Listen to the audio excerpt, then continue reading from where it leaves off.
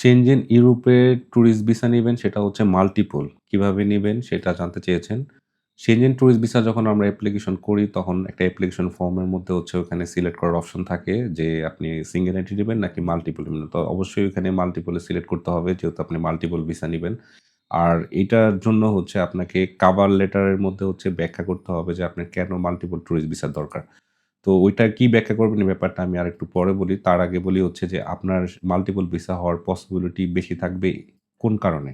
কারণ হচ্ছে তারা দেখবে যে আপনার পাসপোর্টে একাধিক কান্ট্রির ট্রাভেল হিস্ট্রি আছে কিনা। মানে আপনার যদি পাসপোর্টে বিভিন্ন কান্ট্রির ভিসা থাকে যে বা আগে পরে আপনি অনেক কান্ট্রি ভিজিট করছেন। এরকম রেকর্ড থাকলে তাহলে অবশ্যই মাল্টিপল ভিসার জন্য ট্রাই করবেন। এখানে আপনার হাই পসিবিলিটি থাকবে ভিসা হওয়ার। আর কভার লেটারে অবশ্যই মেনশন করবেন যে কেন হচ্ছে আপনার মাল্টিপল ভিসার দরকার। লাইক হচ্ছে আপনি একটা কান্ট্রিতে এখন এপ্লাই করছেন। ধরে নিলাম আপনি এখন জার্মানির জন্য এপ্লাই করছেন। তো পরবর্তীতে আপনার প্ল্যান থাকবে যে হচ্ছে আপনি নেদারল্যান্ডে যাবেন কিংবা পর্তুগালে যাবেন। তো এরকম একটা ব্যাখ্যা করতে হবে। তাছাড়া আরো কিছু ব্যাখ্যা এড করতে পারেন। যেমন ওদের কান্ট্রি ট্রানজিট নেওয়ার একটা ব্যাখ্যা করতে পারেন যে আপনি বিভিন্ন দেশে যাবেন তো ওদের কান্ট্রি ট্রানজিট হিসাবে ব্যবহার করবেন। তো এই ব্যাপারগুলো যখন আপনি কভার লেটারে মেনশন করবেন তখনই হচ্ছে আপনার ভিসা হওয়ার পসিবিলিটি বেড়ে যাবে।